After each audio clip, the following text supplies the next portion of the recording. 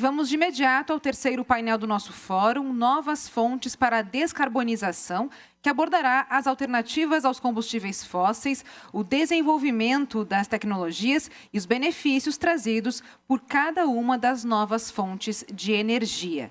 E eu convido para a mediação deste painel o diretor executivo da CNT, Bruno Batista.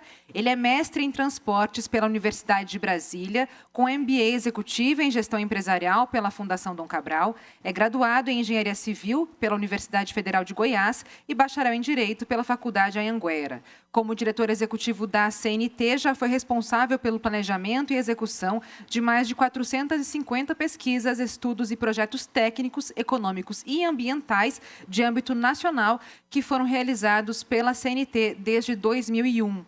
E eu convido para este debate Daniel Spinelli, Head of Product Development Trucks da Mercedes-Benz Trucks, que está conosco à distância. Ele tem graduação, mestrado e doutorado pela Escola de Engenharia de São Carlos, da USP, MBA em Marketing pela ESPM e Gerenciamento de Projetos pela FGV. Atua na indústria automotiva desde 1996, já trabalhou na Mercedes-Benz no Brasil, Alemanha e Turquia.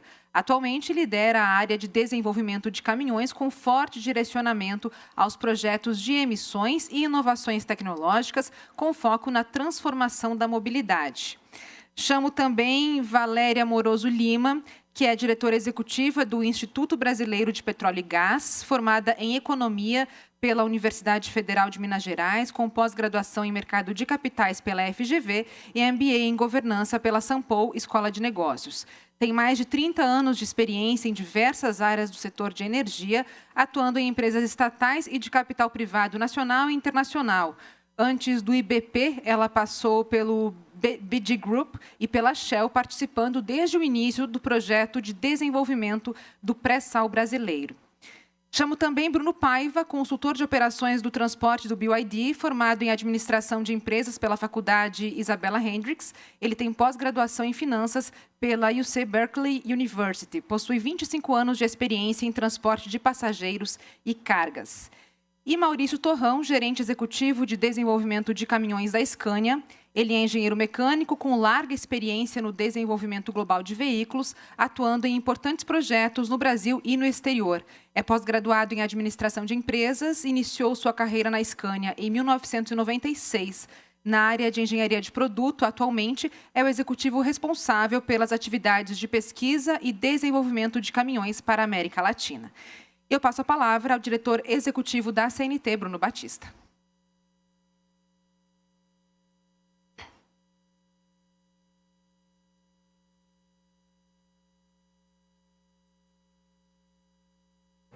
Estamos sem som. Agora sim. Bom, muito boa tarde a todos. Inicialmente, gostaria de agradecer a quem está acompanhando esse seminário no dia de hoje, aqui presencialmente, e também o nosso público que está remoto. Esse terceiro painel é muito empolgante, a temática. Eu acho que vocês vão gostar muito do que vai ser discutido aqui. Falar de novas fontes de descarbonização é o tema mais em evidência no setor de transportes. E nós vamos contar aqui com especialistas de altíssimo nível, como foi falado aqui. Eu aproveito agora também na fala inicial para agradecer a BYD, que é uma das nossas patrocinadoras aqui do evento. Então, muito obrigado pelo apoio. Bem, falar na questão de descarbonização no Brasil, como eu disse, esse é um tema que está muito em evidência. As empresas estão preocupadas, o governo está tentando achar um caminho para fazer a estruturação política que vai ser seguida no nosso país. E é importante a gente notar que o Brasil tem uma situação bastante peculiar, né? A nossa matriz energética, apesar das diversas notícias que saem em tom de crítica ambiental, nossa matriz energética ela é bastante limpa, né? A energia elétrica brasileira é feita, em grande parte, a partir de recursos hidráulicos, então a gente não emite, as termoelétricas no Brasil são utilizadas em situações muito extraordinárias. Então, grosso modo, a gente tem uma matriz bastante favorável. Por outro lado, das emissões que acontecem no setor produtivo, o setor de transportes ele é responsável por cerca de 23%. Então, nós estamos no segundo lugar, atrás da agricultura. Então, a agricultura tem a questão do desmatamento, das queimadas, né, que são as mudanças do uso de solo, mas o setor de transportes é aquele que é percebido como maior contribuinte. E por que isso acontece? Nós temos hoje no Brasil quase 90% da nossa população vivendo em área urbana. E as áreas urbanas no Brasil, elas não têm mais indústrias localizadas dentro das cidades, isso nem é permitido mais. Então, a poluição mais visível, mais percebida, é aquela que vem do transporte, dos caminhões, dos ônibus. E, nesse sentido, nós temos um grande compromisso aqui na CNT já há bastante tempo. Nós temos o nosso programa ambiental, Despoluir, que completou 15 anos agora, com ações muito efetivas para levar informações e ações práticas para que os transportadores emitam cada vez menos. Só que agora a gente está passando por um momento de transição energética, né? Por diversos fatores, pelo preço do petróleo ter subido muito, pelo fato de a questão ambiental ter se tornado central, sobretudo na Europa, isso acabou capitaneando todo um processo de desenvolvimento de novas tecnologias, de novos sistemas de controle e também, principalmente, de regulação, que é um ponto que a gente vai tratar aqui no nosso painel. Então, vamos tentar discutir aqui nesse nosso encontro também como vai se dar essa transição energética no setor de transportes. Os empresários, e há vários deles, vários representantes aqui, o doutor Irani ali, que é um grande transportador no Brasil, sabe muito bem disso, está todo mundo muito ansioso. Que futuro é esse, que vai ser o quarto painel que a doutora Eliana vai coordenar. Agora, como vai se dar essa transição? Então, nós vamos abordar isso. É importante notar que algumas etapas necessariamente vão ter que ser implementadas para que essa transição ocorra e os grandes desafios vão estar relacionados, sobretudo, na construção de infraestruturas que permitam qualquer mudança alternativa ao diesel, que é o grande insumo hoje no transporte no Brasil.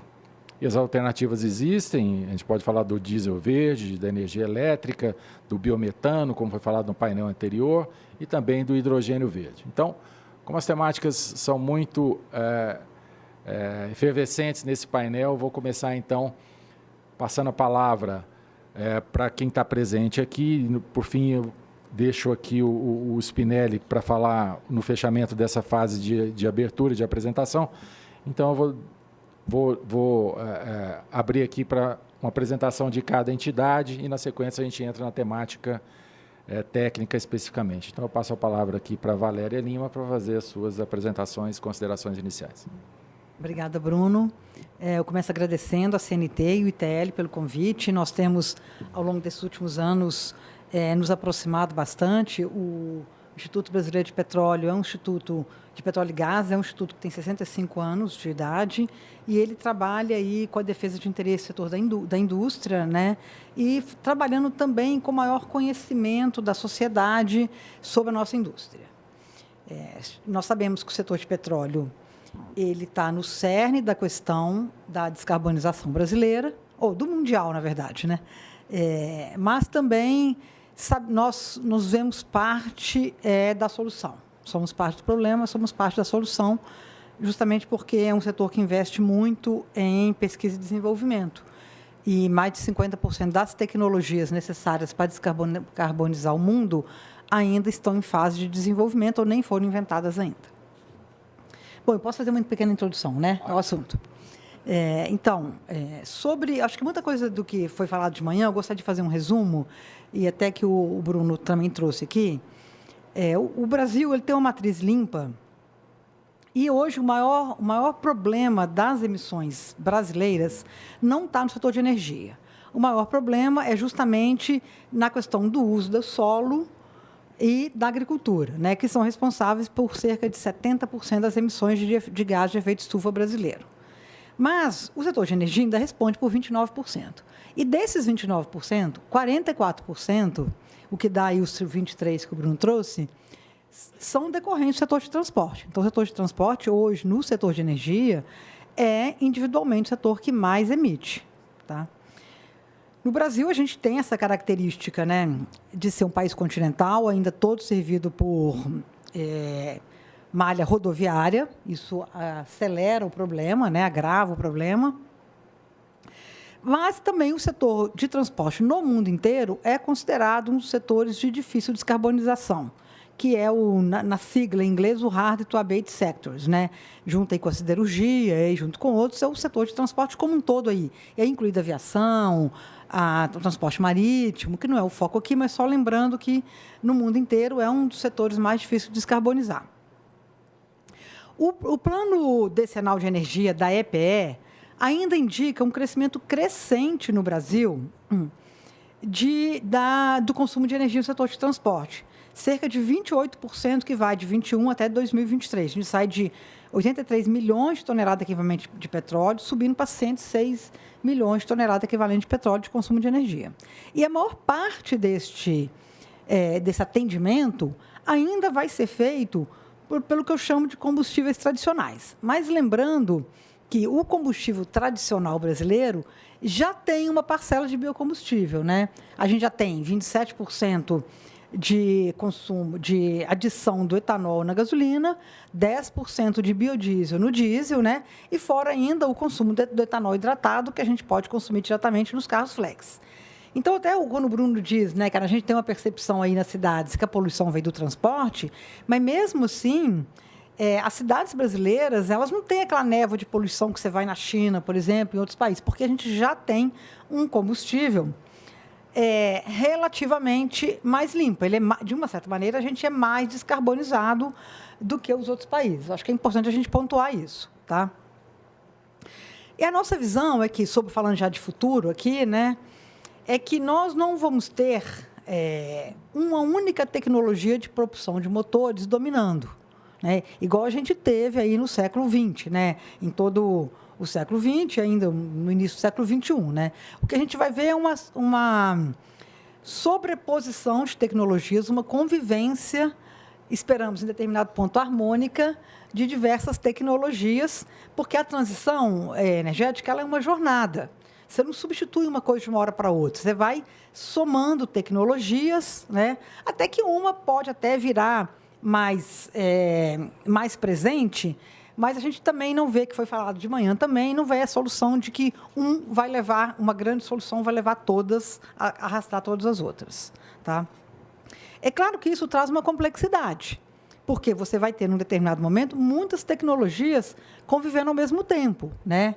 E a infraestrutura tem que estar preparada para isso. Então, você imagina um posto de abastecimento de combustível. Então, ele vai ter que ter eletricidade, ele vai ter que ter o biogás, ele vai ter que ter o biogás, o biometano, ele vai ter que ter o hidrogênio, ele vai ter que ter os combustíveis tradicionais, que ainda vão vigorar por um grande período aqui no Brasil. A gente fala que a gente vai ter uma cauda mais longa, né, nesses combustíveis líquidos.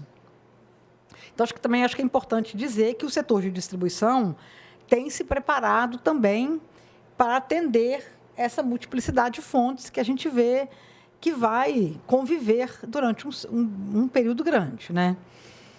E a gente vê também que, mesmo o setor de transporte, tem que separar um pouco, né? Os veículos leves, eles, que não é o foco aqui, eles têm uma solução para eletrificação um pouco mais fácil, né? Seja os híbridos. Bom, vou deixar os engenheiros falarem mais sobre isso, né?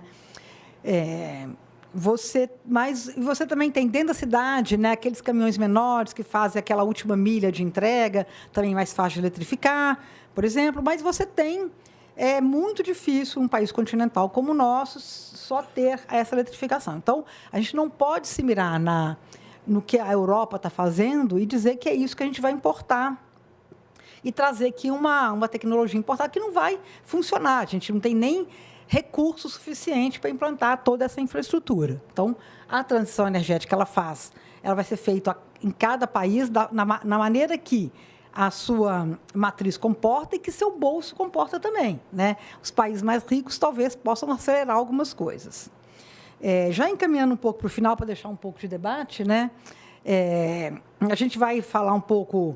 Então, a gente pode ter uma transição ainda, considerando as tecnologias atuais dos motores, né, com os combustíveis líquidos. Então, você continua o desenvolvimento de biocombustíveis avançados, ou seja, biocombustíveis de características drop-in, ou seja, que eles são uma molécula exatamente igual à molécula do petróleo, só que eles são renováveis. Isso facilita bastante, que você já vai para uma descarbonização sem ter que fazer uma mudança grande na infraestrutura de distribuição e de revenda. Tá? Aí essa infraestrutura ela fica na parte da produção do combustível, né? Então, ele pode ser feito nas próprias refinarias de petróleo, você coloca uma biomassa renovável junto com o petróleo e já sai um produto com um teor renovável. ou você pode ter uma planta única, né? Uma planta de HVO, por exemplo, que é um nome inglês, né? Para esse combustível que é a base do hidrotratamento, e você já sai um combustível 100% renovável e que pode ser usado diretamente nos motores atuais, né? E temos também, obviamente, a possibilidade também no Brasil, que está crescendo bastante, né? Do uso do gás, seja aí o próprio gás natural comprimido, né? O biometano. Então, acho que a gente pode conversar um pouco sobre isso, as perspectivas que a gente vê. E, bom, eu tenho mais para falar, mas depois acho que a gente explora na conversa, né? Quais são as variáveis e tudo mais. Bom, a Valéria já mostrou aí a amplitude e quão interessante é esse tema. E como ela falou na questão de tecnologia, eu vou passar aqui para o Maurício Torrão da Scania falar um pouco sobre as tecnologias e fazer a apresentação também da empresa, que tem bastante a compartilhar conosco. Maurício, por favor. Em primeiro lugar, Bruno, muito obrigado pelo convite, né, para a gente participar aqui do debate. Mas vamos começar falando um pouquinho da Scania, né, que é uma empresa que também está há 65 anos no Brasil. Tão longeva, né, quanto a de vocês. E que tem como um drive da empresa a sustentabilidade. E não por acaso ontem a gente inaugurou uma estação de tratamento de efluentes que tem tudo a ver com a agenda do dia aqui que a gente tem, né? E tem um grupo de desenvolvimento de engenharia aqui que com mais aproximadamente 250 engenheiros, e também não por acaso a responsabilidade global pelo desenvolvimento dos veículos a gás está aqui no Brasil. Mas voltando um pouco para o desafio que a gente tem aqui da humanidade, né, que vocês mesmos disseram antes que o nosso setor corresponde a 23% das emissões de CO2. É um desafio enorme que a gente tem, ou seja, a gente faz parte também do problema, mas deve fazer parte da solução. E entender como que os nossos setores se encaixam e como que a gente pode contribuir para essa melhoria. A gente tem dados aí do IPCC de 2014, deixa eu mudar aqui um pouco o microfone, né, de dados de previsões históricas. A gente tem estudos da lei do carbono, né, que fala que a gente deve reduzir pela metade a cada década até 2050 as emissões. E, por fim, a gente tem o último relatório aí do IPCC de 2021, falando que a gente já está atingindo 1,5 grau de aumento de temperatura, ou seja, a gente está muito próximo, até 2040, né? Me desculpe. Ou seja, a gente já está muito próximo do limite que tinha sido imposto. Ou seja, para terminar, vamos falar que descarbonizar o transporte e tornar ele mais sustentável não é mais uma opção, é uma necessidade. E vamos debater um pouco sobre isso hoje aqui. Tá ótimo. Vou falando ainda em tecnologia, a gente passa a palavra agora para o Bruno Paiva, que é da BYD, uma empresa que está instalada no Brasil, que está focando muito na tecnologia de veículos elétricos. Então, Bruno, fala um pouquinho para a gente sobre a BYD. Bom, Bruno, gostaria de agradecer o convite em nome da BYD, falar que é um prazer estar aqui, podendo debater com vocês aqui hoje. A BYD ela é uma empresa que ela tem na sua base a sustentabilidade, né? É uma empresa que produz painéis solares, baterias para veículos de passageiro elétrico, ônibus elétrico, caminhão elétrico e empilhadeira elétrica. Nós temos também veículos híbridos no nosso portfólio. A BYD está no Brasil aí há quase 7 anos. Esse ano aí a gente já está abrindo as nossas concessionárias. Ontem abrimos a de Belo Horizonte, hoje vamos abrir a de Goiânia. Quem quiser ir conhecer os veículos da BYD estão mais do que convidados aí a ir nas nossas concessionárias e fazer um test drive aí nos carros. Mas como foi falado aqui, existem vários desafios para a eletrificação da frota, principalmente carga e passageiro. Eu acho que o custo do veículo ele é um desafio a ser transposto, financiamento é outro desafio, infraestrutura, tanto rodoviária, no caso do veículo elétrico também, infraestrutura de rede para poder fazer o abastecimento desses veículos. Eu concordo com a Valéria quando ela diz que a matriz ela não vai mudar de uma hora para outra e ela não vai ser majoritariamente de uma única matriz. Eu concordo que nós vamos ter ainda veículos movidos a combustível fóssil, vamos ter os veículos elétricos, veículos a gás. Enfim, eu acho que essas novas tecnologias elas vêm aí para complementar a matriz energética aí do transporte brasileiro. Bom, Bruno, não vou me alongar muito também não, para a gente poder ir direto aí para o debate. Tá ótimo, muito obrigado. Então, para finalizar essa etapa agora de apresentação inicial, eu passo a palavra para o Daniel Spinelli, da Daimler. Daniel, por favor.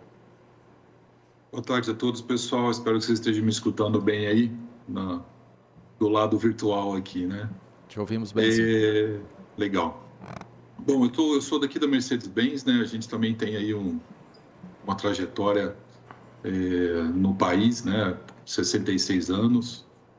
E eu sou responsável aqui pela parte de caminhões do Centro de Desenvolvimento Tecnológico, aí que a gente também completou 31 anos. E nesse período todo, né, com os nossos 600 engenheiros, mais ou menos, hoje dentro da nossa organização, trabalhando com trem de força, caminhão e ônibus, a gente tem passado por diversas mudanças de legislação de emissões, né, com foco na descarbonização. E tudo isso vem colocando a nossa máquina térmica hoje sob pressão, né? A gente vê que existem soluções, né, como foi comentado pela Valéria aí, pelo próprio uso do HVO dentro dessa máquina térmica como uma forma de mitigar uma transformação que deve acontecer ao longo dos próximos anos. E enxergando esse foco, né, da eletrificação bem no transporte de distribuição e a possibilidade aí do uso do hidrogênio como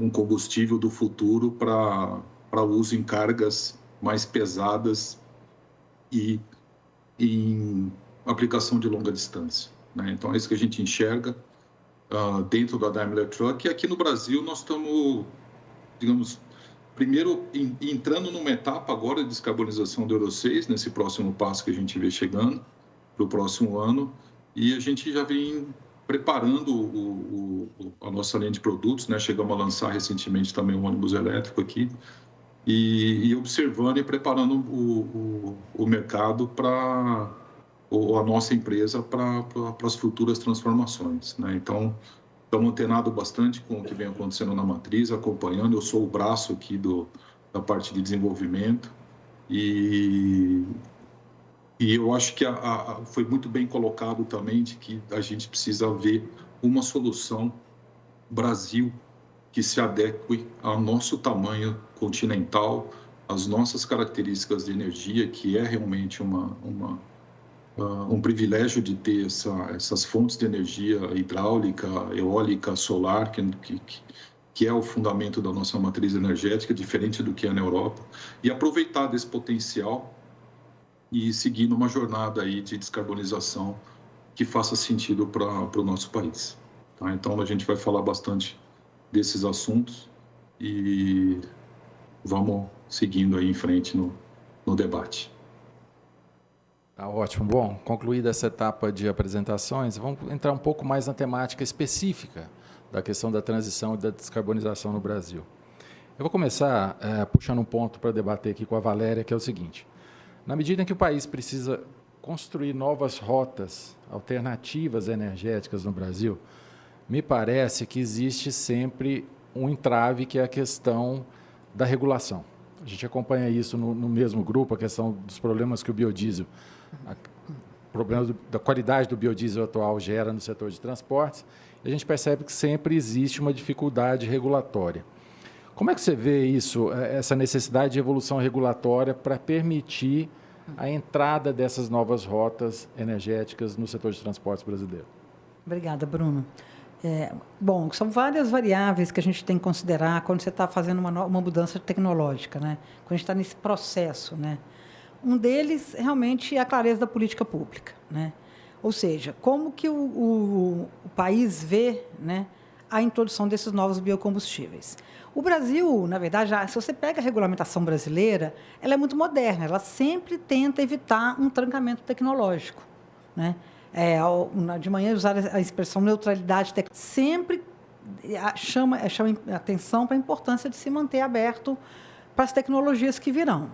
Acontece que, na prática, quando você tem uma tecnologia que sai na frente, por exemplo, dando nome aos bois aqui, a gente tem o biodiesel hoje misturado ao diesel. O biodiesel misturado ao diesel hoje, que foi uma coisa importante, ainda é importante ter um espaço para ocupar na economia brasileira e tudo mais, ele é uma tecnologia de 1937, que não evoluiu, né? Então, apesar de você ter uma legislação que permita que seja aberta a todas as tecnologias, você tem certos grupos que querem definir biodiesel só aquele que vem desta tecnologia, né?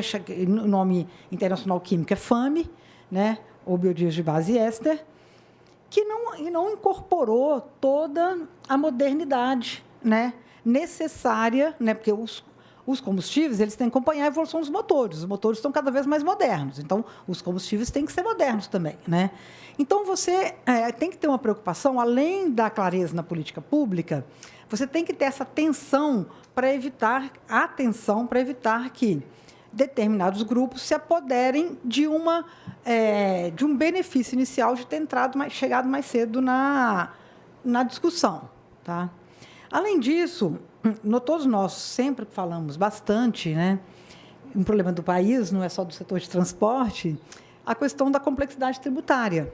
Então, eu vou chamar a atenção, além de toda a infraestrutura real que a gente tem que fazer para distribuir os novos combustíveis, a gente tem que pensar numa revisão do que eu chamo a infraestrutura regulatória e tributária. Porque, senão, você vai demorar tanto para permitir que os novos combustíveis cheguem, que eles perderam espaço, né? Então, a questão tributária, você tem que garantir uma isonomia tributária entre todos os combustíveis, de forma a permitir, ou que seja, no início, um menor imposto lá, para eles que permitir, ou não, ou todo mundo igual, mas que tem que ter uma clareza que todos têm que ter essa isonomia. Então, você não pode ter um benefício, por exemplo, como o programa Renova Bio, que é um programa de expansão dos biocombustíveis, que deixa de fora grande parte desses biocombustíveis avançados. Então, eu acho, sim, a gente pode discutir mais, mas eu gostaria de chamar a atenção inicialmente para isso. A clareza da política pública, que no Brasil, de uma certa maneira, ela é clara. O Ministério das Minas e Energia até conduziu essa chamada combustível do futuro, que ele tentou endereçar, inclusive, o combustível de aviação, marítimo. Infelizmente, o diesel ficou parado, que é o que mais afeta aqui, eu acho, né, o setor de transporte, por questões aí que eu já mencionei, né, de um setor específico. E a simplificação regulatória e tributária para permitir uma isonomia entre todas as novas tecnologias de combustíveis que chegam no país. E o que a gente percebe no diálogo com os transportadores é que cada vez mais eles querem avaliar as novas possibilidades que começam a se fazer presentes no mercado brasileiro. E, nesse sentido, uma das tecnologias que mais tem tido adesão ou procura é a questão do gás. E aí, eu queria pedir para o Maurício, já que a Scania tem uma expertise bastante grande nisso, que falasse um pouco da busca do empresário, em que dimensão está esse interesse e, principalmente, quais são os benefícios para ele fazer a aquisição de veículos movidos a gás. Bom, de forma geral, a Scania acredita que o futuro é eclético, né? Por isso nós temos toda a gama de produtos aí, desde de diesel aos elétricos, mas o gás realmente é o que a gente acredita, porque ele pode ter fontes renováveis, né? Desde do lixo, do nosso agronegócio, então a gente tem diversas fontes podem contribuir com a sustentabilidade do negócio financeira, econômica, social e ambiental também. Na América Latina, perguntando sobre o interesse, né, nós já comercializamos mais de 3.500 veículos a gás. E no Brasil, por volta de 600... Caminhões e ônibus na América Latina. E no Brasil, por volta de 600 caminhões. Então, é algo que realmente vem crescendo e tem tido interesse dos empresários, por toda essa questão de sustentabilidade financeira também e econômica, né? E falando um pouco da tecnologia, né? Nós produzimos motores que são desenvolvidos com ciclo Otto, desenvolvidos para serem a gás, não são adaptados. E, portanto, eles têm a melhor eficiência, desempenho, potência, e todos preparados. Fizeram parte de um grande investimento que a gente teve para lançar a nova série de caminhões aqui no Brasil. Então, nós somos capazes de industrializar esses veículos aqui para atender essa demanda crescente que temos. Ótimo. Bom, falando em alternativas, a palavra da moda, a gente teve a oportunidade de estar visitando a IAA na Alemanha na semana passada, 2 semanas atrás, e parecia o salão do veículo elétrico. Só se via veículo elétrico, hidrogênio elétrico, e a palavra-chave lá era zero emissão, zero contribuição, zero carbono, zero CO2. E, dada a relevância do veículo elétrico, acho que é importante a gente aproveitar a participação aqui do Bruno Paiva, da BYD, para falar um pouco sobre essa tecnologia. Como é que vocês estão imaginando o futuro disso no Brasil? Vocês têm uma fábrica, né, aqui no Brasil, já constituída, com a venda de veículos já iniciada. Também eu queria aproveitar para te perguntar como é que está sendo o interesse do transportador nesse tipo de veículo e por que o transportador deve ver o elétrico como uma boa alternativa. Eu acho que esse ano aí, como você falou, a gente tem a fábrica aqui no Brasil, fábrica de ônibus e placas solares. As empilhadeiras e os carros são importados ainda, mas a ideia é que a gente produza tudo aqui no Brasil. Uma coisinha só relacionada ao custo, a gente tem olhado aí na questão do ônibus, de nacionalizar alguma parte da produção também, para poder tentar baratear o custo do veículo elétrico, que hoje ele é bem elevado. Mas hoje o interesse do transportador, tanto de carga quanto de passageiros, pelo veículo elétrico, ele é grande. No mínimo a curiosidade, ou seja, eu acho que com o aumento do diesel que nós tivemos aí esse ano, acho que no Brasil nunca se viu o diesel mais caro que a gasolina, e hoje a gente tem um diesel mais caro que a gasolina. O transportador começou a nos procurar para poder entender o que é o veículo elétrico. Eu trabalhei muitos anos aí no setor de transporte de passageiros e de carga. Quando cheguei na BYD, não conhecia nada de veículo elétrico, e é um mundo novo. Eu acho que é uma quebra de paradigma a concepção do veículo elétrico. Hoje a gente já tem grandes frotas rodando no mundo. Hoje, no Chile, a BYD tem 435 carros rodando no transporte urbano de Santiago, 130 carros na Colômbia, são quase 70 mil ônibus rodando no mundo aí hoje, da BYD. Temos fábrica na China, Brasil e Estados Unidos, ou seja, fábricas de ônibus, tá? Alguns dados interessantes aí que eu acho que é bom a gente passar para o pessoal. O veículo elétrico ele não vai se aplicar a todos os transportes. No caso do transporte de carga, ele vai ser muito mais utilizado no last mile. Como ele tem um range aí de aproximadamente 230 quilômetros aí com uma carga de bateria, para você atravessar o país com uma carga no veículo elétrico, você teria que parar muitas vezes para poder reabastecer. Então, assim, no segmento de carga, a gente acredita que ele vai ser usado muito mais na distribuição urbana ou em alguma operação muito específica aí de movimentação de carga, enfim, alguma coisa do tipo. No transporte de passageiros, as grandes procuras que a gente tem hoje são do transportador urbano, né, da empresa de ônibus urbana, nos procurando. Hoje a gente já tem veículos rodando em Salvador, temos veículos rodando aqui em Brasília, São Paulo, Campinas, enfim, algumas cidades aí pelo Brasil. E o empresário de fretamento também vem nos procurando. Qual que é o desafio aí hoje? A gente precisa de fazer uma revisão nos contratos, né? Assim, o contrato de concessão de ônibus urbano, ele tem que ter essa previsibilidade para fazer essa alteração na frota, ou seja, como que a gente vai migrar do diesel para o elétrico, o prazo do contrato, enfim, algumas questões contratuais aí das licitações têm que ser revistas para que a gente consiga fazer o elétrico se tornar viável. No caso do fretamento, a gente vê muitas empresas interessadas que o seu contratado, né, empresa contratada, empresa de fretamento contratada, coloque o carro elétrico. O grande problema é que ele quer que isso aconteça com o mesmo custo e no mesmo prazo de contrato. O que é complicado, porque você vai pegar um carro que custa 2,5 vezes mais do que um carro a diesel, você precisaria colocar aí um prazo mais longo para que você tenha esse investimento, esse capex inicial aí diluído nesse prazo de contrato aí. Deixa eu aproveitar, Bruno, a gente tem, dentro das ações do nosso programa ambiental aqui do Despoluir, nós tivemos a oportunidade de tratar com uma das empresas, com a empresa aqui de Brasília, Piracicabana, eles trouxeram um ônibus aqui, nós fizemos uma avaliação com eles. E aí um fato curioso, nós tivemos a oportunidade de ir até aqui a rodoviária do Plano Piloto, para quem não está aqui em Brasília. É uma rodoviária central de transporte, de transbordo aqui de passageiros, então é uma rodoviária de ônibus urbanos.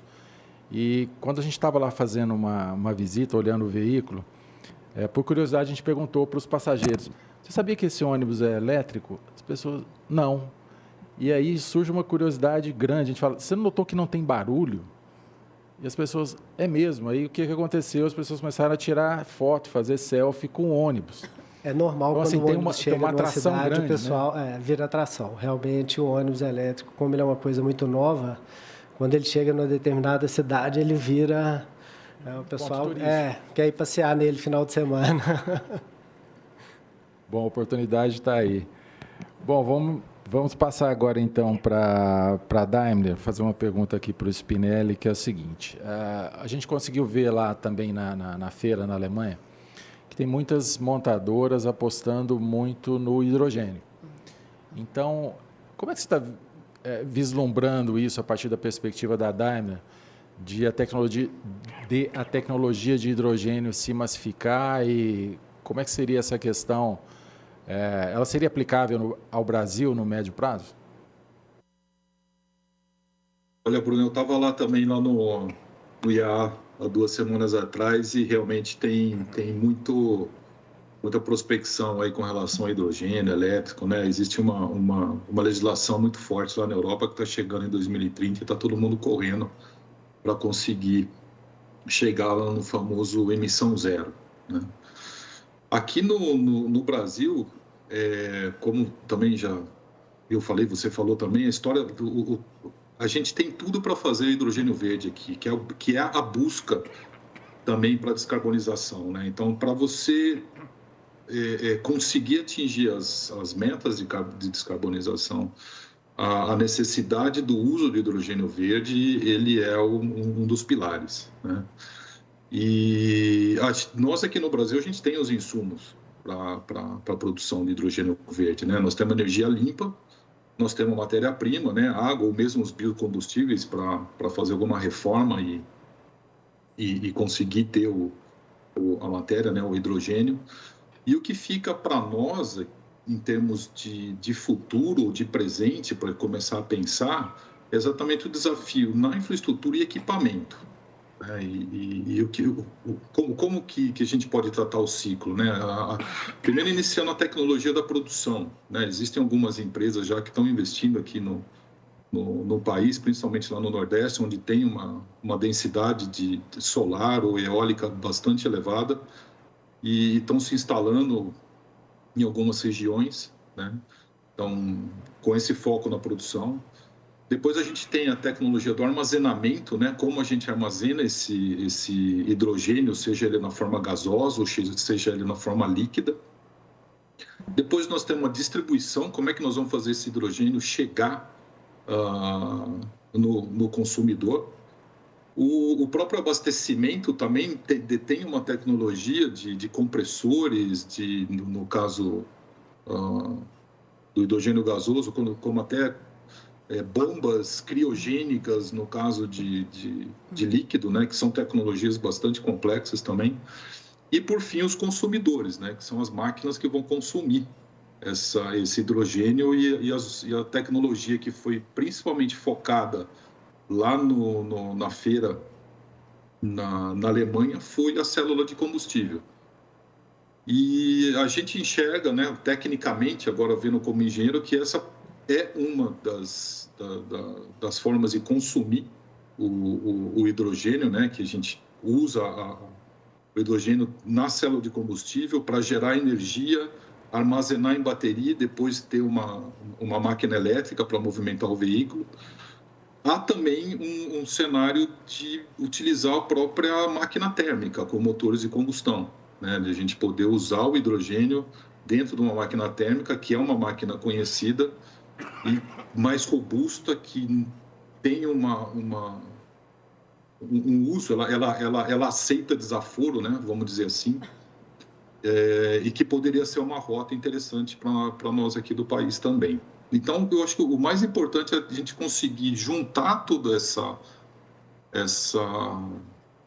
necessidades do que foi falado, desde a produção até o consumidor, e criar essa solução nossa. Eu acho que é possível. Precisamos juntar em pequenos projetos, talvez montar alguns ecossistemas, alguns mini ecossistemas, para escalar depois a partir das experiências que a gente venha a obter nessa nova fonte de energia, que ela, apesar de ter o hidrogênio já na indústria, em alguns usos, para você colocar ele em circulação na mobilidade, tem trabalho pela frente. Inclusive lá na Europa, uma discussão muito forte de como fazer isso acontecer em termos do todo, né? E não só focando na produção ou no veículo, né? É um ciclo que precisa ser bem montado, e aqui nós no Brasil a gente já começa bem tendo essa energia limpa e essa possibilidade da fabricação e produção de hidrogênio verde. Ótimo. Entendendo essa sua colocação, em que vai haver várias rotas, né? Nós teremos várias rotas, no caso brasileiro, até pelas características do país, de ser de grandes dimensões, pelas características do relevo, pelas características econômicas do país, sobretudo. Eu imagino que um dos pontos prioritários que o país deve adotar ou deve perseguir é identificar como esticar ao máximo, ou esticar dentro do possível, o uso das tecnologias atuais, sendo que o compromisso de descarbonização fique intacto. Nesse sentido, Valério, eu sei que você acompanha muito isso lá no IBP, faz uma avaliação para a gente, como é que a gente pode avançar com a questão do HVO e os biocombustíveis avançados? Como é que você vê o futuro disso no Brasil? Porque essa é uma das possibilidades para que o transportador continue utilizando os seus veículos atuais, mas dentro do compromisso com a descarbonização sendo mantido. A gente vê realmente a possibilidade do que eu falei antes, da cauda mais longa dos combustíveis líquidos no país, né, com o motor a propulsão, a tecnologia atual. Porque a gente já tem um combustível mais limpo, mais descarbonizado, e os biocombustíveis avançados, né, o HVO, aqui mencionado por você, Bruno, é um deles, né, é uma maravilha, porque, na verdade, ele é 100% renovável, e ele tem uma característica química exatamente igual a um combustível fóssil, que a gente chama de combustível drop-in. Então, é uma tecnologia, não é extremamente barata ainda, né? Por causa, ela exige o hidrotratamento. O hidrogênio, a gente sabe que ele é caro, né? Mas a gente tem que ir incentivando, o país tem que ir incentivando esses pequenos módulos até que ele se vire sustentável, né, em termos de custo e tudo mais. Inclusive porque ele também, uma planta de HVO pura, ela pode também ser destinada para o combustível sustentável de aviação, que é um compromisso também do país. Então, a gente tem que pensar quais são os compromissos que o país tem e como a gente faz para atingir. Então, é possível, sim, que você atinja parte dos compromissos de descarbonização brasileira, incentivando a descarbonização via biocombustíveis. Mas ele tem que ser os biocombustíveis avançados. A gente estava conversando anteriormente, né? O Brasil tem hoje o 8º maior parque de refino do mundo. Não faz sentido o Brasil não aproveitar esse parque de refino que está aí e ainda tem uma vida útil muito grande. Então, você produzir o HVO dentro das refinarias existentes, aí ele não vai ter esse nome, HVO puro, porque o HVO acaba sendo o nome que se dá ao produzido numa planta 100% renovável, né, com feedstock renovável, mas é a mesma tecnologia que você faz numa planta de petróleo, né, hidrotratar um produto, né? E aí você já tem, além do HVO, Bruno, você já tem produzido no Brasil, a tecnologia que a Petrobras já desenvolveu, o coprocessamento, que então você coloca a biomassa renovável junto com o petróleo, já sai um diesel com uma parcela renovável. A Petrobras está chamando esse diesel de diesel R, o R é de renovável, R5, que é o que ela está testando em Curitiba. Já tem uns ônibus urbanos em Curitiba rodando com esse diesel, já que tem 10% do biodiesel, que é obrigatório no Brasil, né, do biodiesel éster, e ainda 5% da renovabilidade que já saiu da refinaria. Então, o que a gente precisa agora... Então, a tecnologia, eu diria assim, a tecnologia já é madura, né? Ao contrário lá ali do hidrogênio, né, que o Spinelli estava trazendo, que ainda tem uma maturidade a ser consolidada, no HVO já é uma tecnologia madura. Tem uma questão de custo, mas todos têm. O mundo descarbonizado vai ser mais caro que o mundo carbonizado, né? Que o mundo de carbono que a gente vive hoje. Então, nesse caso específico, eu entendo que a única coisa que falta mesmo é só uma clareza da política pública. E aí a tal da infraestrutura regulatória. De fato, se a gente não tiver um norte jurídico que delineie os objetivos do programa brasileiro, fica difícil para a indústria definir seus parâmetros, para os sistemas de abastecimento começarem a ser constituídos e também para os investidores, né? Essa conta da construção da infraestrutura, ela não vai ser barata e ela tem que ser financiada por alguém. Na China, o governo investiu bilhões de dólares já há bastante tempo na constituição disso. Na Europa, o governo investiu muito no provimento de bônus para que a população comprasse veículos elétricos, né? Então, no Brasil, continua essa incógnita. E falando um pouco da experiência mundial, quero tocar num ponto aqui com o Maurício. Um dos elos fundamentais do processo de carbonização, com certeza, serão as empresas. Então, como é que você está vendo essa busca das empresas pelo ESG? Como é que isso está funcionando na Suécia? Como vocês vislumbram esse processo aqui no Brasil? Bom, falando um pouco da própria empresa, né, da Scania, ela foi a primeira montadora que se comprometeu ou que teve as metas climáticas aprovadas pelo SBTI, que é o Science Based Targets Initiative, né? E a gente pensou, nós temos que começar pela própria casa, né? E entre essas metas, o que foi feito foi que nós nos comprometemos a reduzir em 50% as emissões de carbono nas nossas operações industriais e 20% da nossa linha, da nossa frota circulante, as emissões de um ano, né? Então, dessas operações industriais, o que a gente já fez foi chegar a alcançar até 43%. De redução, através de diversas iniciativas de consumo de energia, de emissão em fluxo logístico, energia elétrica, operação industrial, reciclados e tudo mais. Então, nós estamos quase atingindo o target. Além disso, a gente se comprometeu, junto com a Amazon e o Climate Pledge, a atingir essas metas de redução 10 anos antes de 2050, que é 2040. Então, a Suécia, por si só, que é uma das suas perguntas, é um país que sempre também está à frente nessa questão de sustentabilidade, e a Scania não está atrás disso também. Ótimo. Falando na questão de sustentabilidade, Bruno, existe uma preocupação muito grande, acredito, da população em geral, da mudança de uma matéria-prima relativamente escassa, que é o petróleo, mas que é altamente carbonizante, para uma outra tecnologia de veículos elétricos que também vai demandar produtos químicos, sobretudo lítio, né? Então, a questão da mineração volta a entrar em voga. E aí sempre cabe uma pergunta, que talvez você possa explicar até para desmistificar isso. Como a BYD vê o reuso, ou que sobrevida essas baterias terão depois que elas deixarem de ser embarcadas? Ótima pergunta, Bruno. É uma dúvida recorrente aí de todo mundo sobre o que fazer com a bateria. A BYD ela é uma empresa que começou com bateria. Ela fabricava bateria para celulares. Depois ela comprou uma fábrica de carro a combustão e transformou em carro elétrico. Então, assim, o expertise da BYD é baterias. Hoje, todos os veículos são movidos com baterias 100% produzidas pela BYD. E hoje, essa tecnologia evoluiu muito.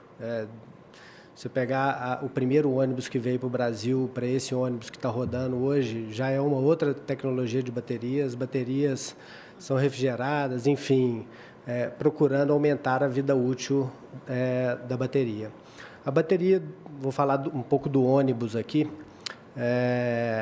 ela dura aí, em média, 8 anos rodando em um ônibus. Pedir para colocar as fotos aí, ó. Essa foto aí, o que eles estão fazendo com as baterias dos ônibus? Depois que você utiliza a bateria 8 anos em um ônibus, você tira essa bateria do ônibus ou do caminhão ou do carro, quer que seja. Você vai pegar essa bateria, vai levar para uma bancada, existe uma máquina onde você faz o rebalanceamento dessa bateria.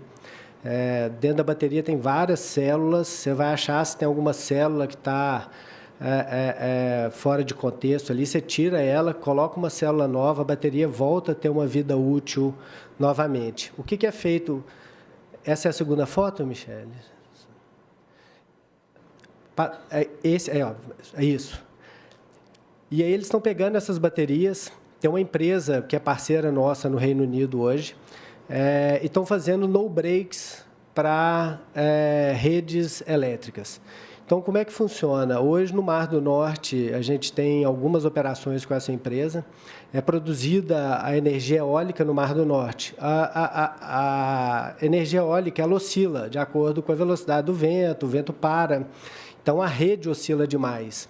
O que a gente começou a fazer em parceria com esse pessoal? Onde vocês estão vendo aí são vários containers. Dentro desses containers está lotado de bateria. Então, a rede eólica abastece a bateria e as baterias são ligadas na rede. Então, a rede para de oscilar. Se para de ventar, não significa que vai parar de ter energia, porque a energia está armazenada ali, ela vai continuar abastecendo a rede até acabar. Se eventualmente acabar, vai ter que ventar mais, produzir mais energia. Mas, enfim, é uma forma de estabilizar as redes de energia renovável, tanto solar quanto eólica. Pode passar para a próxima foto aí. Isso aí é um gerador, tá? Vocês estão vendo aí do lado, está escrito Second Life Battery. Então, isso era bateria de ônibus e foi transformada num gerador. Hoje, no Reino Unido, já tem vários hospitais, escolas que estão utilizando esses geradores de bateria para poder fornecer eletricidade. Você vai colocar isso como se fosse num lugar na escola, coloca os painéis solares em cima, eles vão alimentar as baterias. Na verdade, você não vai nem precisar estar ligado à rede mais. Pode passar para a próxima aí. Se você olhar no canto esquerdo dessa foto, você vai ver um desenhozinho de um ônibus ali. Né? Então, isso também era uma bateria estacionária que veio de um ônibus, uma bateria reutilizada de ônibus. Pode colocar a próxima, acho que são só. Esse aí também é uma outra bateria estacionária. Enfim, são vários modelos para vários tipos de utilização. Isso aí você consegue elevar a vida útil de um pack de bateria aí para aproximadamente 12, 13 anos. E depois disso, vem a reciclagem. A reciclagem, hoje em dia, ela é muito cara. Ela é possível, mas ela é muito cara. A empresa mais avançada na reciclagem de bateria hoje está na Alemanha. Então, essa empresa que é parceira nossa no Reino Unido, depois da vida útil, ela manda as baterias para a Alemanha, aonde as baterias são recicladas.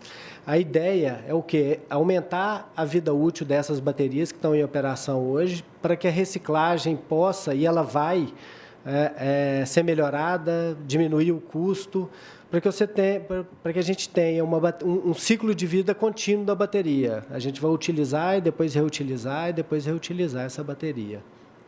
Só por curiosidade, enquanto a bateria está embarcada, qual é o período de durabilidade em um ônibus, por exemplo? Vocês estimam em quanto 230 quilômetros em média. De autonomia, eu falo de anos. De vida útil da bateria. Vai depender do uso, mas vamos falar aí, a gente dá a garantia de 8 anos. Então, 8 anos ela vai sobreviver ali no ônibus. Ela degenera um pouco, tá? Mas ela vai ser usada por 8 anos. Um outro detalhe interessante de colocar, quando eu falo que é uma mudança de paradigma a eletrificação da frota, esse pessoal que tem a parceria com a gente no Reino Unido, eles estiveram no Brasil em junho, e, enfim, a gente fez várias visitas aqui juntos, e eles estão com um piloto em uma empresa de ônibus em Londres. Quando o ônibus normalmente recolhe final de semana, chega sexta-feira, ele recolhe 8 horas da noite para a garagem, você vai chegar, vai parar o ônibus elétrico na vaga dele, vai conectar ele na tomada. Existe um sistema, que esse sistema vai falar que horas a bateria vai carregar e como ela vai carregar. Então, normalmente, depois das 10h30, a hora que a energia fica mais barata, o sistema autoriza o carregamento da bateria. Carregou à noite, vai chegar por volta de 5 horas da manhã, o ônibus está todo carregado. Normalmente, no final de semana, 40% da frota fica parada no sábado e 60% no domingo. E o que eles estão fazendo lá em teste ainda, com um ônibus? Esse ônibus carrega na sexta, chega às 5 horas da manhã com a bateria lá, 324 kW de bateria carregada. Na hora que entra o pico no sábado, por volta de 5 horas da tarde, o ônibus começa a vender energia para o sistema. Então, ele ganha o spread de carregar à noite e vender no pico. Então, a empresa de ônibus lá hoje, além dela fazer o transporte, ela está virando um lugar de armazenar energia barata para vender ela a hora que a energia fica um pouco mais cara. E pensando aqui com a cabeça do nosso espectador aqui, quem está remoto, quanto tempo demora para carregar um ônibus aqui na rede brasileira? Tanto aqui quanto lá fora, o AC, que é a corrente alternada, vai ser aproximadamente 3 horas, o DC em 2 horas, no máximo. Não é muito demorado, não. É uma coisa que vem evoluindo também, né? Eu acho que são 2 coisas que a gente precisa evoluir no veículo elétrico. Uma é a autonomia dele, né? A bateria precisa, de certa forma, ser melhorada para que ele possa fazer viagens mais distantes.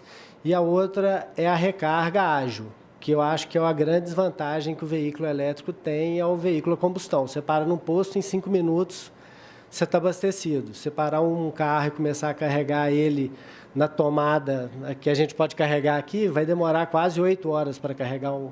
Não é um celular, né? Exatamente. Tá ótimo. Bom, vamos seguindo aqui nas questões para o Daniel Spinelli. Daniel, um dos pontos principais de questionamento dos transportadores sempre está relacionado à questão da diferença de preços, né, entre o veículo a diesel comum, né, tradicional, já bastante implantado no mercado, e os veículos com novas tecnologias. Como você vê, que possibilidades a gente teria aqui no Brasil de facilitar o acesso a essas novas tecnologias na medida que esses veículos são um pouco mais caros? Como é que seria essa construção de políticas de financiamento para que isso possa se massificar o quanto antes? Bom, hoje como comentado, né, a gente tem a possibilidade elétrica disponível aqui no Brasil em alguns tipos de veículos, como foi falado, os ônibus, alguns veículos do segmento de caminhões leves, e fora disso a gente ainda não tem uma disponibilidade de energia limpa 100%, né? Foi comentado do veículo a gás também aí como sendo uma opção de descarbonização, usando o biogás principalmente, né? E da forma que é feita lá na Europa, por exemplo, onde a gente tem uma perspectiva de suporte, de financiamento do governo, ou até um subsídio do governo para injetar mais veículos alternativos no mercado, essa pode ser uma opção aqui para o Brasil, desde que a gente consiga realmente ter o equilíbrio financeiro, né? Porque é uma tecnologia cara, ela está em início, e tudo que começa tem essa diferença do que é o que existe no mercado hoje, que é o motor, né? O motor ciclo-Otto, o motor ciclo a diesel, que está há tanto tempo no mercado e já tem aí os seus volumes, as suas quantidades, a sua indústria estabelecida, a sua tecnologia desenvolvida, né? Então, toda essa transformação, ela traz consigo um investimento muito elevado em todas as formas de uso dela, né? Desde do incentivo à pesquisa e desenvolvimento, né, onde você precisa fazer alguns pequenos projetos, alguns experimentos para identificar quais são as melhores alternativas que terão mais sucesso aqui no nosso país e até no nosso continente sul-americano.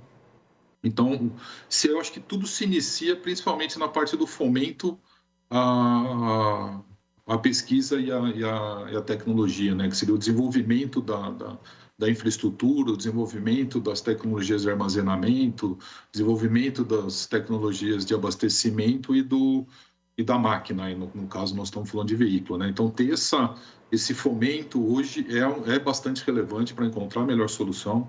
A gente encontra algumas linhas no Rota, encontra algumas linhas em instituições internacionais que têm também interesse em investir no Brasil, até com a possibilidade de ser um grande exportador de hidrogênio verde para outros mercados. E tudo isso é importante para iniciar, né? Quando a gente está falando de algo que ainda nós não temos bem estabelecido na indústria. Num segundo passo, depois que isso está realmente mais estabelecido, a gente tem hoje, por exemplo, aí um programa, né, de renovação de frota, onde existe alguma política incentivadora, que pode ser um modelo também para incentivar a aquisição desses veículos. O próprio que nem foi comentado pelo Bruno também com relação a planilha de como que ficaria a aquisição de um ônibus elétrico no transporte público, né? A conta precisa também fechar em termos de negócio. E o que se espera realmente é ter nessa caminhada uma visão de financiamento para aquisição e para pesquisa e desenvolvimento, que é o que a gente enxerga que vem acontecendo bastante forte lá na Europa. Existem linhas de financiamento e pesquisa e desenvolvimento de muitos milhões de euros para fazer a coisa acontecer. E hoje, como foi comentado por você também, o Bruno, para aquisição de veículo de passeio, existe lá, acho que um subsídio de ao menos 50% para fazer a aquisição de um veículo de passeio elétrico, né? Isso deve se estender também para veículos comerciais. Como fazer essa equação funcionar aqui no Brasil? Acho que o primeiro passo é identificar qual é a nossa vocação aqui e quais as possibilidades que a gente tem e as necessidades de chegar, para quando que a gente quer chegar no equilíbrio aí de energético e de matriz limpa. Tá? Tá ótimo. Bom, a Valéria mencionou aqui na sua fala a questão do HVO. Explica um pouco para o transportador que está nos assistindo o que é o HVO, como ele é produzido e quais são as suas vantagens em relação ao que o transportador encontra hoje na bomba? Antes, eu posso comentar um ponto que o Spinelli trouxe sobre pesquisa e desenvolvimento? Acho que várias falas aqui pontuaram isso, né? A importância que a gente tem, que esse item tem, né? Que é o desenvolvimento de novas tecnologias, né? Então, a importância da gente investir nisso na procura da melhor solução, né? E o setor de petróleo, né? Ele é um grande investidor em pesquisa e desenvolvimento, até por os desafios da própria indústria, mas especificamente aqui no Brasil, as empresas produtoras de petróleo, né, elas têm que dedicar 1% do seu faturamento mensal a uma rubrica de pesquisa e desenvolvimento. Muito dessa pesquisa estava até voltada para até as tecnologias de extração, ou mesmo de CCUS, que é as de captura de carbono, mas a gente vê também uma tendência de parte dessa pesquisa migrar para outras tecnologias de produção de combustíveis, né? Inclusive o hidrogênio. A própria Shell anunciou recentemente um projeto piloto dentro do perfil de P&D de produção de hidrogênio com eólica offshore no Porto do Açu. Então, acho que é esse que eu queria chamar a atenção também, né? Assim, que fontes de recurso a gente vai precisar de muita, mas parte dela pode vir da própria indústria do petróleo, tá? Que já está atenta para essa questão, né? E a outra coisa também que o Bruno trouxe é essa questão de que a gente não pode se isolar do resto do mundo, né? Então, essas baterias daqui elas podem ir para o Reino Unido, né? Para gerar lá snowbreak para a energia eólica, para dar estabilidade à renovável, né? E, na verdade, o que a gente vai ver é a geração de novos negócios que a gente nem imaginava, né? Então, a gente está muito no início ainda, né, de um ciclo tecnológico, assim, como o mundo ainda vai mudar muito. Bom, mas o HVO. O HVO é uma produção de um combustível renovável a partir de uma biomassa renovável, né, seja óleo de palma, seja óleo de soja, seja várias que tem. Você produz um combustível muito com a mesma molécula do combustível fóssil. Então, para o usuário não vai ver diferença nenhuma. É quase como se fosse igual. Então, ele não muda, por exemplo, a infraestrutura de distribuição, não muda a infraestrutura de distribuição. Quer dizer, ele também vai ficar em tanques armazenados, no posto. Muda nada no motor também? Não muda nada no motor, exatamente. Então, essa é a grande vantagem, a grande beleza dele, né? Então, você pode, com a infraestrutura existente hoje de caminhões, rodar com um combustível que vai emitir menos. É por isso que a gente diz que você tem, com um biocombustível, você tem a chance de estender um pouco mais a vida útil dos motores a combustão interna e também dessa infraestrutura que a gente tem toda aqui, né? De distribuição de combustível nesse país continental, de distribuição desse combustível, são 42 mil postos, mais os TRRs todos que levam para as fazendas, né? Para os hospitais e tudo mais, que a gente pensa sempre o combustível sendo usado só por veículos, não, mas tem motor estacionário que também consome isso, né? Como está a programação de produção de HVO no Brasil? A gente não tem clareza ainda, né, Bruno? Justamente porque o HVO hoje não tem a mesma isonomia do biodiesel. Então, a gente tem trabalhado por isso. Já foi anunciada uma planta de HVO no Pará, tá? Que até quem fez o off-take dessa planta foi a Vibra, foi anunciada publicamente, mas acho que é uma planta para 2027. Então, temos ainda um caminho a cumprir. Ótimo.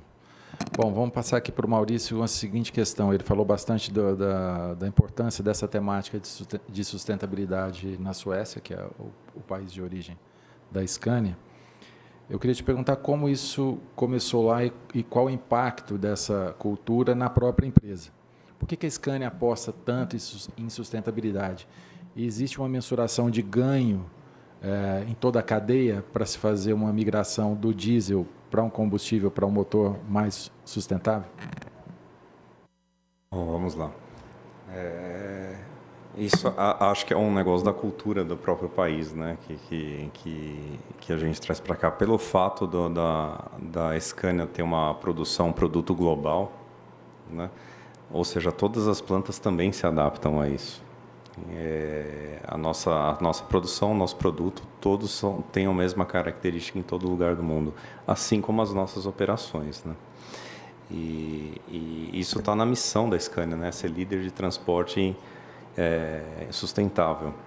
Então é a base do nosso desenvolvimento de produtos, das nossas operações industriais, é o que a empresa realmente acredita. Ô Bruno, nessa mesma linha, bom, a gente já comentou um pouco disso, né? Quando chega um ônibus elétrico, vira uma atração turística na cidade. Como vocês estão tratando dessa questão, na medida em que um veículo elétrico ele gera uma série de mudanças em toda a cadeia? Então, hoje, dentro de um ciclo de motor a diesel, você tem retífica, você tem toda uma parte mecânica que já está instalada, já constituída e com know-how para fazer esse tipo de correção quando necessário. E o motor elétrico não tem isso, ele tem uma série de ganhos, o número de peças é muito menor. E aquilo que a gente ouviu da Piracicabana aqui, quase não dá problema. Atenção. Como vocês estão tratando essa mudança cultural com as empresas? Assim, é uma curiosidade do empresário também, porque ele acha que, não, vou colocar um ônibus elétrico aqui na minha frota e agora? Meu mecânico não mexe nisso aqui, não sabe o que fazer, está perdido. Mas, na verdade, se você pegar o ônibus elétrico, ele tem aí hoje... Se você explodir o ônibus e pegar desde das arruelas e tudo ali, você vai ter mais ou menos uns 120 mil itens no ônibus a diesel contra 30 mil do ônibus elétrico.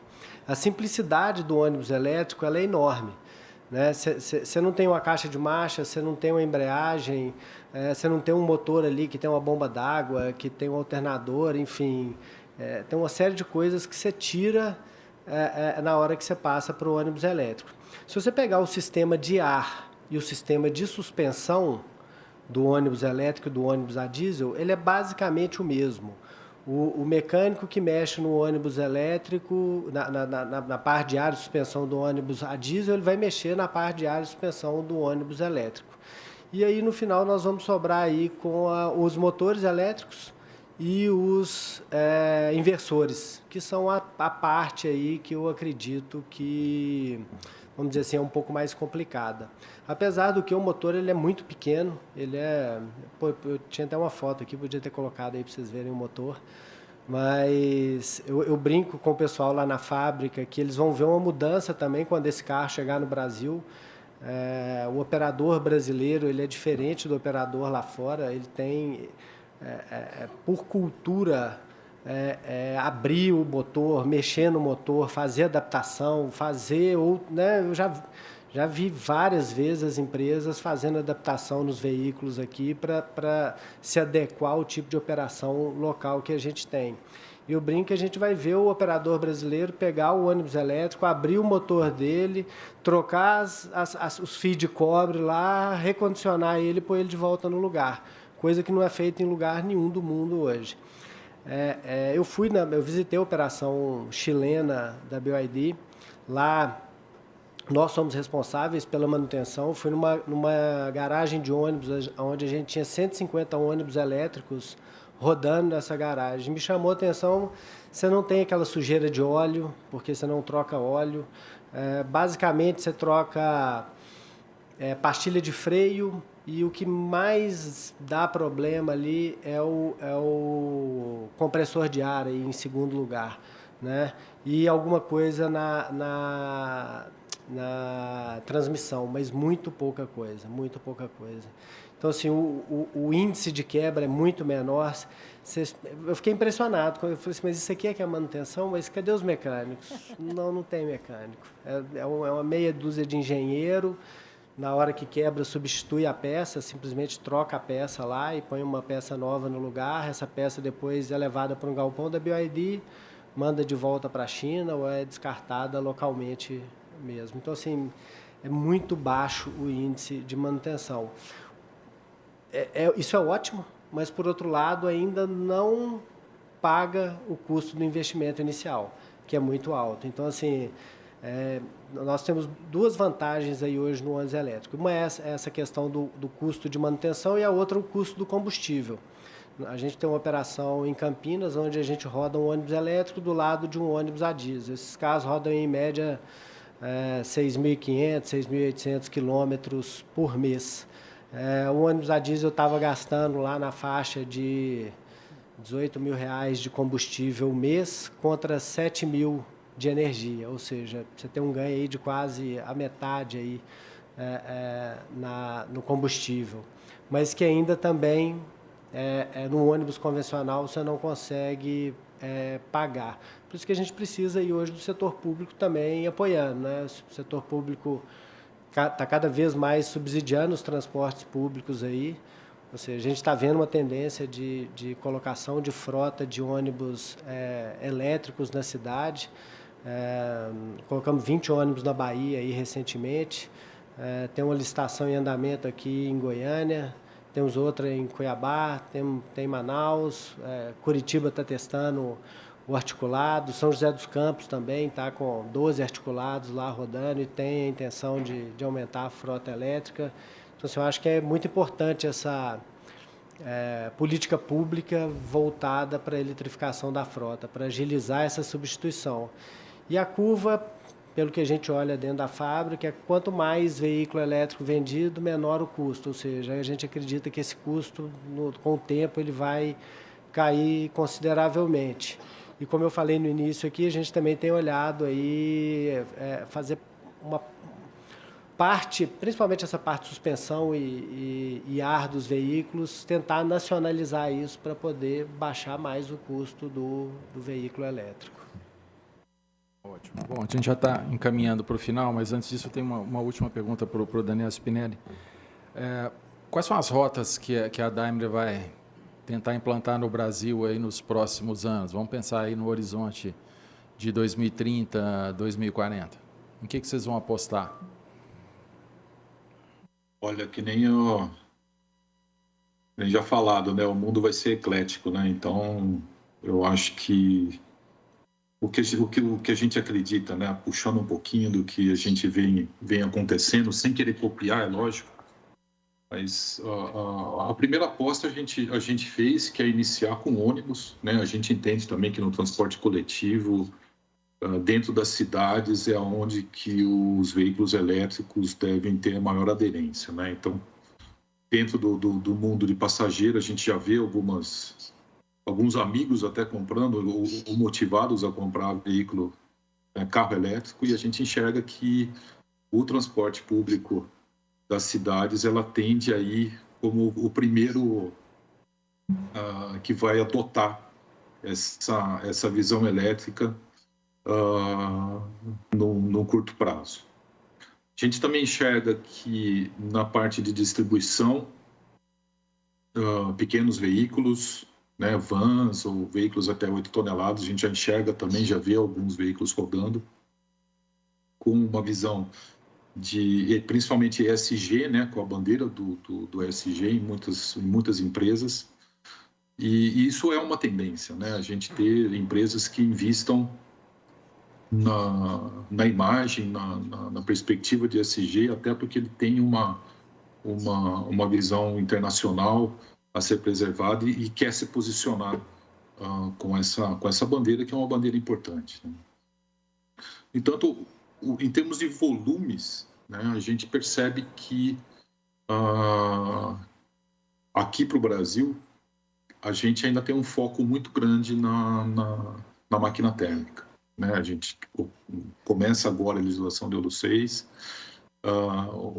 uma visão de combustível alternativo, como foi falado do HVO, é uma rota interessante para aproveitar as máquinas, para aproveitar o equipamento que tem hoje, né, que é uma quantidade muito grande, e ao longo dos anos ter essa migração para veículo eletrificado, cada vez mais aumentar os volumes dos veículos eletrificados nos centros urbanos de distribuição ou curta distância, 200 km, 300 km, e o início de uma uma escalada na visão do hidrogênio, né? Então, esse é o que a gente percebe que é uma tendência. Qual vai ser o equipamento que vai usar, vai ser o consumidor desse hidrogênio? É uma visão particular que eu acredito que o motor de combustão interna, com o uso do hidrogênio para o nosso contexto Brasil, ele é uma rota também indicada pela própria robustez da máquina. Nós sabemos que onde nossos veículos rodam, não é coisa fácil o que a gente faz aqui, né? A gente puxa 74 toneladas na estrada, nossas estradas não são as melhores, o nosso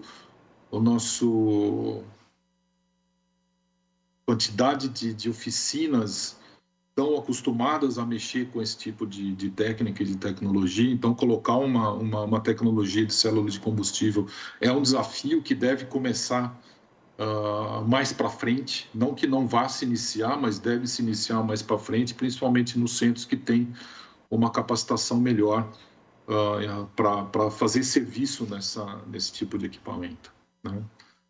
E uma coisa bastante importante, que é o que eu venho escutando muito também lá na Europa, com relação ao H2, ao hidrogênio, né?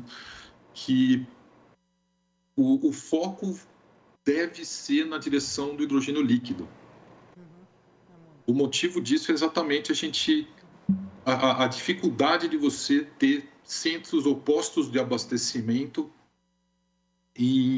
distribuídos como hoje são os diversos postos de gasolina que a gente tem espalhado pelas cidades e pelas estradas. Você conseguir chegar com hidrogênio em todos esses pontos é um desafio enorme, né? E a gente enxerga que o hidrogênio líquido, pelo menos as discussões que eu tenho visto, o hidrogênio líquido é uma alternativa interessante. Primeiro, ele é líquido, né? O custo de você ter um equipamento e uma bomba criogênica, apesar do nome criogênico ser um pouco assustador, mas o custo inicial de investimento e o custo de manutenção de um equipamento desse de abastecimento e distribuição, ele chega a ser menor. E ele permite rodar grandes distâncias, né? Então, a gente fala de 900 quilômetros com o abastecimento de um veículo pesado, né? O que propicia você espalhar mais essa infraestrutura, que é uma infraestrutura que deve ser onerosa, né? Então, é o que a gente enxerga, então, iniciando com a máquina térmica no hidrogênio, 2030, começando alguma coisa na célula de combustível. Vai depender muito também, viu, Bruno, de como que nós vamos nos posicionar com relação à legislação de emissão zero. Se nós vamos entrar também na linha do chamado VECTO, né, que é a medida lá, a norma que regula a descarbonização na Europa, como que nós vamos entrar, quando que nós vamos entrar e até quando que a gente vai se permitir a ter veículos ainda, mesmo baixa emissão, rodando nas nossas cidades e estradas. Excelente. Bom, nós já estamos aqui faltando 6 minutos, então já estamos encaminhando aqui para o final do nosso painel. Acho que a gente tem assunto para discutir a tarde inteira, amanhã, outro dia inteiro. Então, para finalizar, eu quero fazer uma proposta um pouquinho diferente. Ao invés de fazer uma consideração final, a gente está aqui com o doutor Irani Bertolini, que tem uma frota. Qual a frota do senhor, doutor Irani? De caminhões? 500 caminhões. Então, a gente tem grandes frotistas aqui. Então, só para finalizar de uma forma diferente, vamos fazer um formato de um pitch. Vocês topam? Aqui 1 minuto, rapidinho, só para a gente responder aqui para um grande embarcador, por que ele deve apostar em fontes alternativas de energia para o transporte, que é a temática do nosso painel. Por que deve apostar, Valéria? Porque o mundo precisa de descarbonizar. Então, realmente, não é uma opção, como diz o Maurício. Temos que encaminhar realmente por soluções que emitam menos CO2 no uso. Ótimo. Maurício, por que ele deve apostar? A Valéria roubou minhas palavras aqui, mas no fundo é isso, né? Um pouco voltando ao que você falou da Scania, né?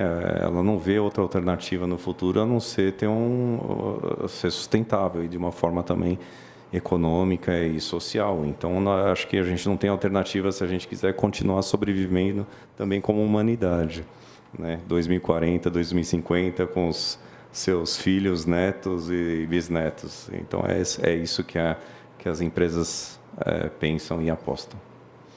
Bruno.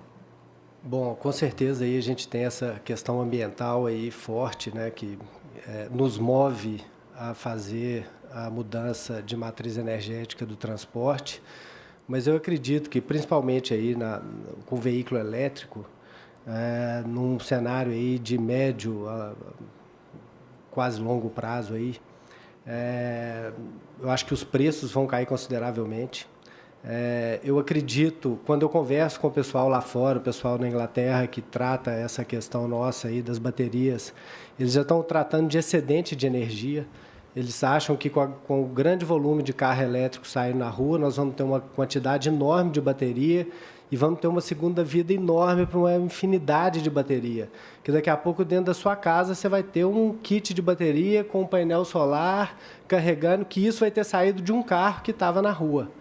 Então, assim, eu acredito que a evolução do veículo elétrico e da bateria em si vão nos levar aí a uma mudança significativa e que vai levar de encontro aí a questão ambiental.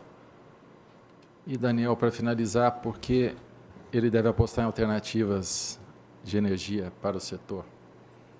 Eu vou copiar um pouco o Maurício agora, né, cara? Vou falar primeiro pelos nossos filhos, netos e bisnetos, né? E segundo, porque nós temos aqui o desafio como engenheiros e como indústria de encontrar alternativa que também tenha uma visão de negócio, né? Que isso consiga ser atrativo em termos de futuro para que todas as empresas também possam ter uma longevidade e continuar operando como um negócio lucrativo e promissor, né? Então, o compromisso é esse que a gente tem e pode acreditar que a gente vai buscar isso daí. Bom, ótimo.